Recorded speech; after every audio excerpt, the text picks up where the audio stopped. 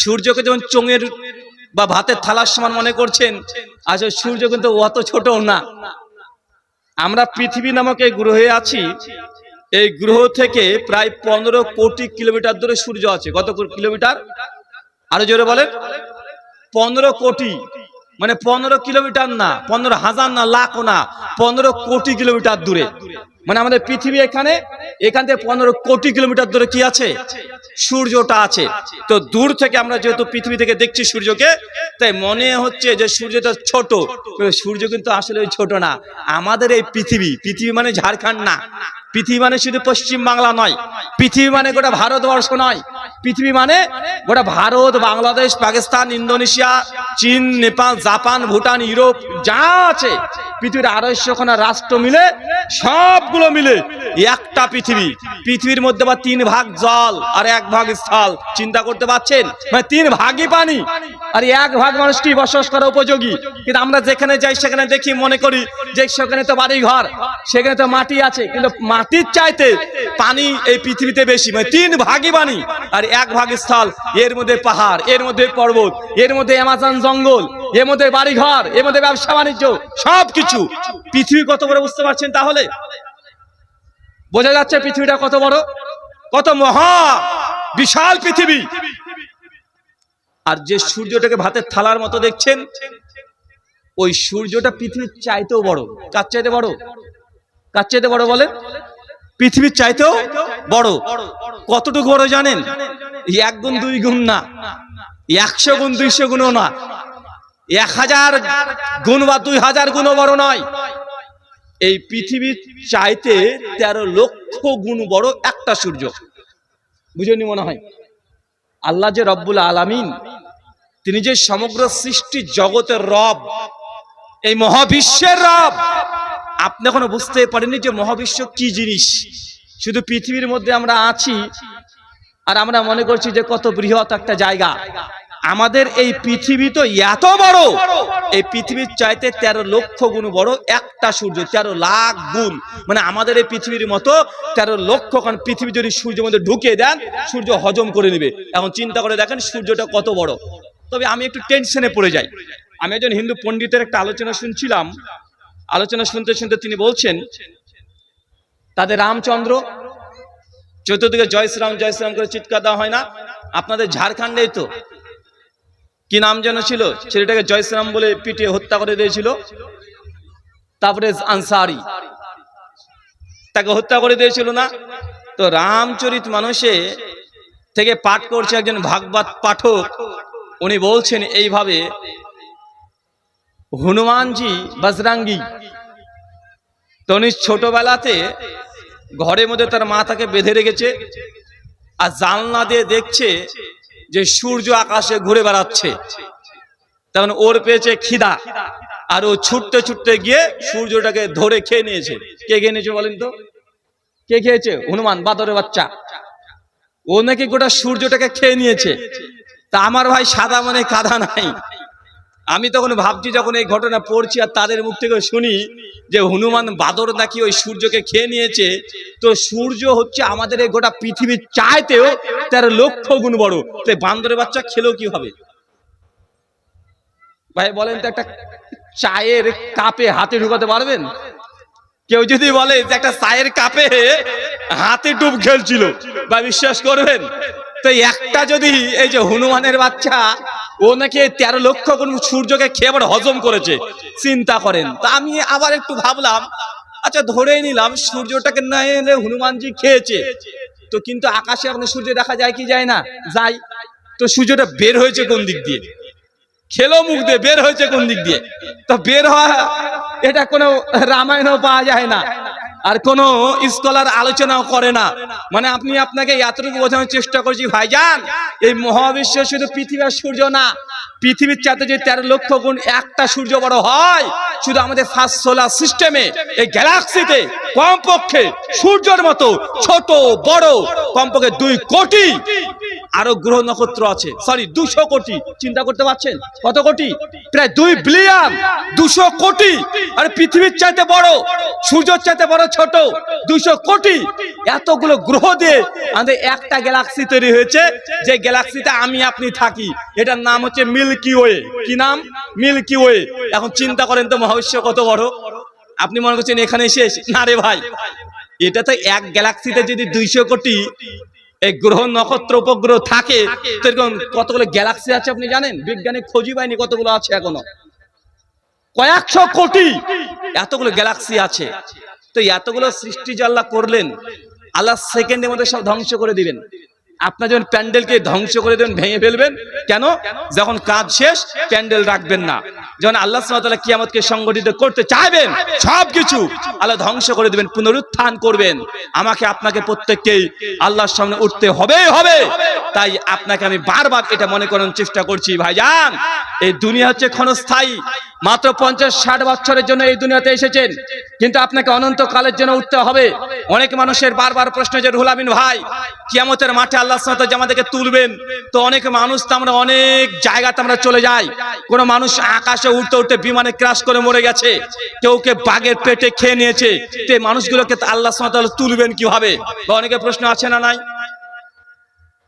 কারণ আমাদের মধ্যে ভুল ধারণা কি জানেন? আমরা মনে করি কবর মানে ওই বাঁশ বাগানে আছে, 3.5 হাত গর্ত করেছে, পুঁতে দিয়েছে, আমরা ওটাকে কবর মনে করি, তাই না ভাইজান? ওটা কবর আমরা বলি তাই, এটা আমাদের মুখের ভাষা, কবর আমরা বলি তাই। কবর জগৎ একটা আলাদা একটা অধ্যায়। মানুষের ধরেন কবর জগতে যখন যাবেন, তো ওটা সম্পূর্ণ আলাদা জগৎ। আমাদের দুনিয়াবি জগতের সঙ্গে কোনো কানেকশন নাই। একটা উদাহরণ দিলে বুঝতে পারবেন। আচ্ছা, আমরা সকলেই মায়ের পেটে ছিলাম তো নাকি? আচ্ছা, মায়ের পেটে ছিলেন না কেউ এখানে আছেন? একজন হাত তোলেন তো, কে ছিলেন না? মায়ের পেটে ছিলেন না 9 মাস 10 মাস? এমন কোন মানুষ আছেন? কেউ তো নাই। সকলেই। আরে 9 মাস 10 মাস মায়ের গর্ভে ছিলাম কি ছিলাম না? আচ্ছা, 10 মাস যে মায়ের গর্ভে ছিলেন, ও জীবিত ছিলেন না মরা ছিলেন? জীবিত না মরা? আর তাজা ছিলেন না আপনার ওখানে? আচ্ছা, মানে খাওয়া দাওয়া করেছেন কি করেননি? খাওয়া দাওয়া লেগেছে তো নাকি? আচ্ছা, অক্সিজেন ছাড়া কি মানুষ জীবিত থাকতে পারে? আরে পারে না তো। পেটের মধ্যে তার মানে আপনি অক্সিজেন নিয়েছেন কি নাই? আর আপনার চোখ নাক কান হাত ব্রেন সব ছিল মায়ের পেটের মধ্যে। 10 মাস আপনি সময় অতিবাহিত করেছেন, কাটিয়েছেন। বলেন তো ওই সময়কার 1 সেকেন্ড আপনার মনে আছে? মনে করতে পারেন পেটের ভেতরে কি করতেন? 1 সেকেন্ড। 10 মাসের দরকার নাই, 1 ঘন্টাও দরকার নাই, 1 সেকেন্ড ওই স্মৃতিশক্তি আপনার মনে আছে? আরে ভাই, আমাদের মনে নেই। কারণ যখন এই দুনিয়াতে চলে এসেছেন, নারী কাটা পড়ে গেছে। ওই যে ওয়ার্ল্ড, এই যে ভেতরে একটা জগৎ, ওই জগতে ডিসকানেক্ট হয়ে গেছে। যখন আমরা এই দু জগতে চলে এসেছি, একটু পার এই জগৎ থেকে যখন মারা যাব, আমরা আর একটা জগতে আমরা উঠলাম। সেই জগতের নাম কি? বারজাখ। এটাকে বলে কবর জগৎ। কে কোথায় থাকলো এটা গুরুত্বপূর্ণ না। কে মাটির তলায় থাকলো, কে বাঘের পেটে থাকলো, কে পানির মধ্যে থাকলো, কে বিমানে উঠতে উঠতে ক্র্যাশ করে গেছে, তার কিছুই পাওয়া যায়নি। এটা কবর জগৎ। কবর জগৎ, এই সিস্টেমটার নাম হচ্ছে কবর জগৎ, ওই গর্তটার নাম। কথা কি বুঝতে পারছেন? অনেকের টেনশন, হুজুর হিন্দু দেখে তো পুড়িয়ে দেয়, তাহলে ওদেরকে আবার কবর আযাব দিবে কিভাবে? তাদের তো কিছুই পাওয়া যায় না, তার মানে কবর আযাব তাদের মনে হবে না। আমাকে একজন বলছে যে ভাইজান, হিন্দু দাদা দেখে তো এই আগুন দিয়ে পুড়িয়ে দেয়, তো তাদের তো আযাব হয় না। আমি বলছি ভাই, জাহান্নামের আগুন আগে থেকে তারা একটু একটু পায়ে পেয়ে গেছে। জাহান্নামে কি আছে? কি আছে? আগুন আছে না?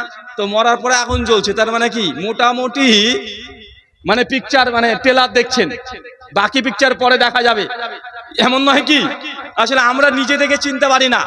আমাদের ইসলাম সম্পর্কে কিছু কোর ধারণা, কিছু আমাদের ভুল আছে। এই জন্য আমাদের ইয়াং যুবক তরুণ সমাজ যারা আছে, তাদের মধ্যে হাজার রকমের প্রশ্ন চলে আসে। বিশেষ করে যখন আমরা জান্নাত জাহান্নাম কবরে আযাব নিয়ে আলোচনা করতে চাই, অনেক মানুষ আছে যারা এগুলোকে নিয়ে টেনশনে থাকে। আসলে মরার পরে যে জান্নাত আছে, কে দেখে এসেছে? হুজুর তুমি দেখে এসেছো, এর কোনো প্রমাণ আছে?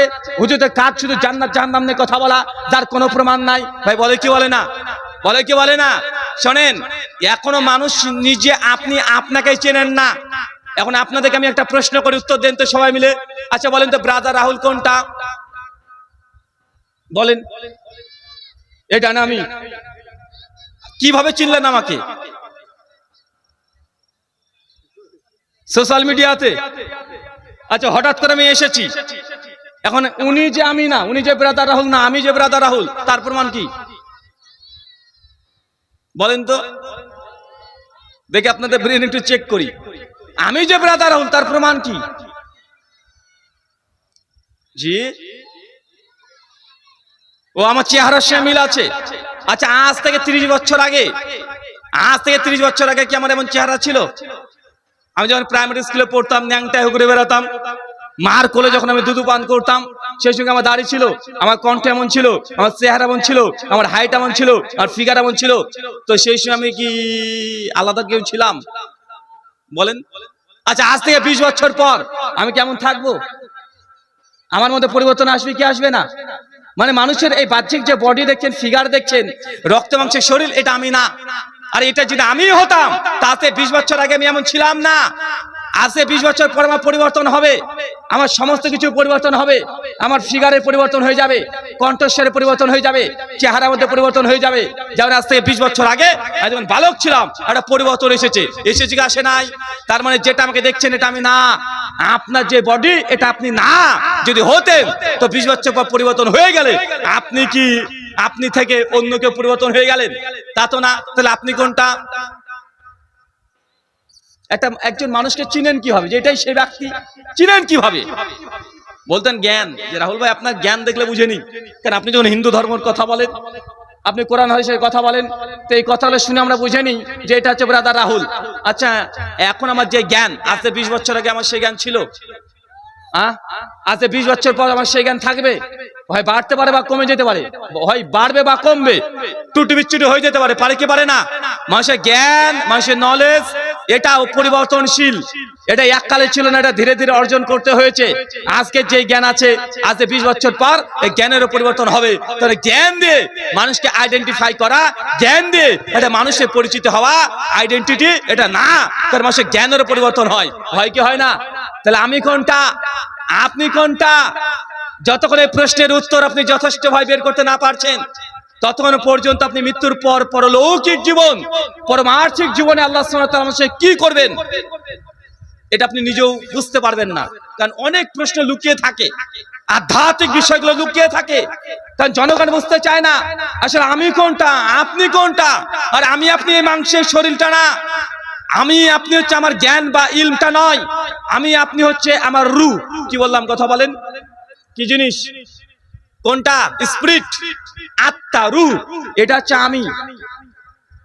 আমি যদি মারা যাই, সে বিমান ক্র্যাশ করে মৃত্যুবরণ করে পানির তলায় মৃত্যুবরণ করি, আমার রূহ আল্লাহর কাছে যাবে কি যাবে না? কথা বলেন। আর রূহ যদি থাকে, আল্লাহ সুবহানাহু ওয়া তাআলা আমাকে রক্ত মাংসের শরীর আবার তুলবে, এটা আল্লাহর কাছে কি খুব কঠিন মনে হচ্ছে আপনার? কথা বলেন তো। রূহ যদি থেকে যায়, এই রক্ত মাংস দিয়ে তৈরি করা আল্লাহর কাছে খুব কঠিন মনে হচ্ছে। আরে এটা তো আপনি প্রতিদিন দেখছেন। আরে কিছুদিন পরে আম খাবেন, আম খাওয়ার পরে বাড়ি পেছন আম আটিটাকে ফেলে দিয়েছেন, আটিতে কিচ্ছু নাই, একদম পুরো আম খেয়ে একদম আটিটাকে ফেলে দিয়েছেন, ওই আটি থেকে একটা গাছ বের হয়, বের হয় কি বের হয় না? আরে ভাই, আটি যদি এই দুনিয়ার মাটি থেকে যদি একটা গাছ তৈরি করে দিতে পারে, তো আল্লাহ সুবহানাহু ওয়া তাআলা আমাদের আত্মা থেকে সেম আমার মতো বডি আবার তৈরি করে আল্লাহ শাস্তি দিতে পারে কি পারে না? আপনার কাছে আপনার ব্রেনে ঢুকতে না পারে, আপনার জ্ঞানে কুলাতে না পারে, তার মানে এই নয় যে মৃত্যুর পর পারমার্থিক জীবন নাই। ভাইজান, আপনাদেরকে আমি এই জিনিসটাকে শক্ত দিয়ে বোঝানোর চেষ্টা করছি, মৃত্যুর পর অনন্ত জীবন, এটা নিয়ে সংশয় করার কোনো জায়গা নাই। আপনি বুঝতে পারছেন না, এটা আপনার জ্ঞানের স্বল্পতা, কিন্তু মৃত্যুর পর জীবন এটা অবধারিত।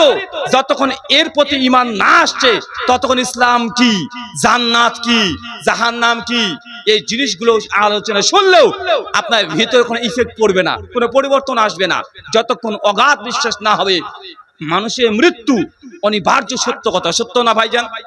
আচ্ছা, মানুষ মরেনি এমন কোন মানুষ আছে? আচ্ছা, বিজ্ঞান তো এত উন্নত হয়েছে, এত উন্নত হয়েছে, কিন্তু মানুষকে চিরস্থায়ী করতে পেরেছে? আজ পর্যন্ত কত কি আবিষ্কার করে ফেলেছে মানুষ। মানে এখনকার আমাদের সময়ে যা দেখছি, মানে মনে হচ্ছে মানুষ এমন কিছু নাই যে মানুষ তৈরি করতে পারেনি, সবকিছু তৈরি করে ফেলেছে। কিন্তু মানুষ যে তার একটা মানুষকে যে নতুন করে তৈরি করে রূহ দিয়ে, আত্মা দিয়ে, এটা পেরেছে? কথা বলেন।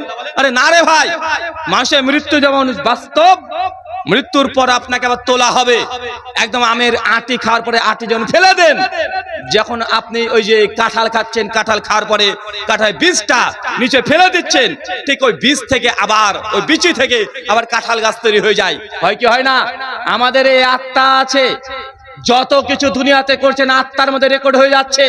আপনি কত কোটি নেকি করছেন, কত কোটি আপনি আমল করেছেন, কতটা গুনাহ করেছেন, সব আপনার এই আত্মার মধ্যে, রুহের মধ্যে সবগুলো একদম ডাটাবেস তথ্যের মতো ডকুমেন্টস আল্লাহ রেডি করতে পারে কি পারে না? একটা যদি ওই লোহার 3-4টে দাগ দেয়া থাকে, মেমোরি কার্ড দেখেছেন? আচ্ছা, মোবাইলে মেমোরি কার্ড দেখেন নাই? আচ্ছা, মেমোরি কার্ডে কি পাওয়া যায়? ক কেজি লোহা আছে, ক কেজি পিতল আছে। আরে ভাই, 2 গ্রামও হবে না, 1 গ্রামও হবে না, ছোট ছোট 3-4টে দাগ দেয়া থাকে। ওর মধ্যে দেখেন কতগুলো সিনেমা লোড হয়ে যায়। হয় কি হয় না? কতগুলো আপনার গান লোড হয়ে যায়, কত গজল লোড হয়ে যায়, ঘন্টার পর ঘন্টা ভিডিও দেখতে পারেন। তো আল্লাহ সুবহানাহু ওয়া তাআলা আমাদের ভেতরে যে রূহ আছে, এই রূহের মধ্যে যা দুনিয়াতে করছেন সব রেকর্ড করতে পারে কি পারে না? আরে সবগুলো রেকর্ড হতে পারে, এটা অস্বাভাবিক কিছু নয়।